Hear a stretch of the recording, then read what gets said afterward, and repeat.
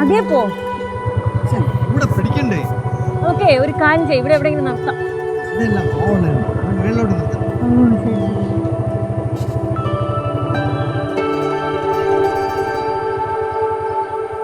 എന്തിനാ ഇത് രണ്ടുപേരും ഇങ്ങനെ തുടങ്ങണ്ട കേട്ടാ. ഒരു കാര്യം ചെയ്യും, നിങ്ങള് പെട്ടെന്ന് കഴിച്ചു കഴിഞ്ഞു കഴിഞ്ഞാൽ മാമൻ കൊണ്ടുപോയി മുട്ട മേടിച്ചു തരാം. ഫുഡ് കഴിച്ച് കഴിഞ്ഞിട്ട് വാക്ക് മാറരുത്. അങ്ങനെ എങ്ങനെയൊന്നും വാക്ക് മാറുന്നവനല്ല ഈ കേശു. അല്ലെങ്കിൽ സ്വഭാവം മാറും.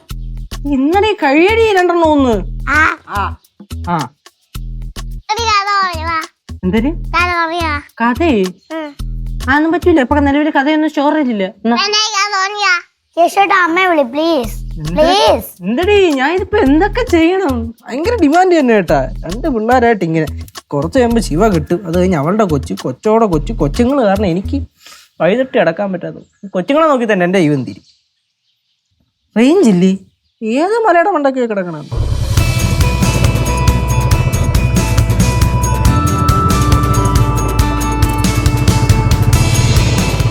എന്തോ എങ്ങനെയും നേരെ വണ്ടി പിടിക്കും. ഇത് വളച്ചു വിളിച്ചു പിടിക്കല്ലേ.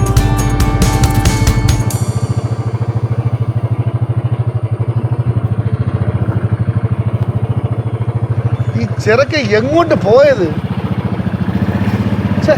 നീ അവളായിട്ട് ഒളിച്ചോടി കാണോ? അവൻ ഒരിക്കൽ ഒളിച്ചോടിയല്ലേ അവളോട്ട്. ഒരിക്കൽ ഒളിച്ചോടിയ ആളും ജീവിതത്തിൽ പിന്നെ ഒളിച്ചോടൂല. അല്ലെങ്കിൽ ഒരു പെണ്ണിനെ കിട്ടിയവൻ നമ്മളെ വേണ്ട. അവിടെ കൂടെ വാടാന്ന് പറഞ്ഞാൽ കേൾക്കൂല. ഓ, നിങ്ങൾക്ക് അവന്റെ പുറകെ എത്താൻ പറ്റാത്തതിന്റെ ദേഷ്യമല്ലേ?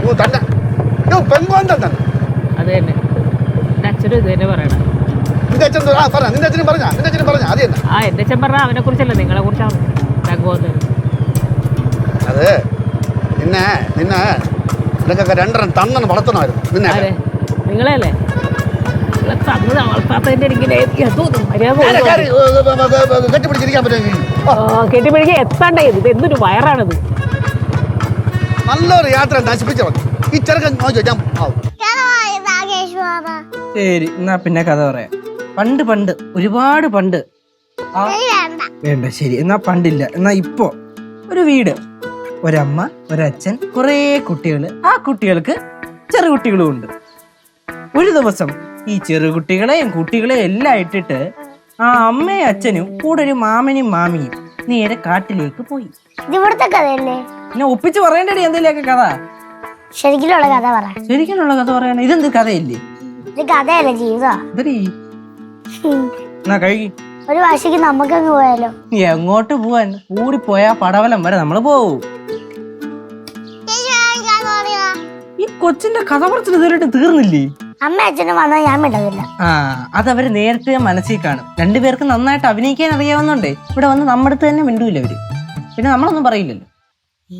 എന്നാലും അച്ഛനും അമ്മയും നമ്മളെ വിളിക്കാതെ ടൂറിന് പോയല്ലോ. അച്ഛന്റെ കാര്യം നിനക്ക് അറിയാമല്ലോടി. അച്ഛൻ മിക്കവാറും എപ്പോഴും ടൂറിൽ തന്നെയല്ലേ. പക്ഷെ അമ്മയുടെ കാര്യമാണ് കഷ്ടം. അമ്മ എപ്പോഴെങ്കിലും ഒന്ന് സന്തോഷമായിട്ടിരിക്കട്ടെ. എപ്പോഴും പിള്ളേരുടെ സന്തോഷം, ചെറുമക്കളുടെ സന്തോഷം എന്നും പറഞ്ഞ് വീട്ടിൽ തന്നെ എപ്പോഴും ഇരിക്കും. വല്ലപ്പോഴും അല്ലേ അമ്മ പുറത്തോട്ട് പോകുന്നുള്ളൂ.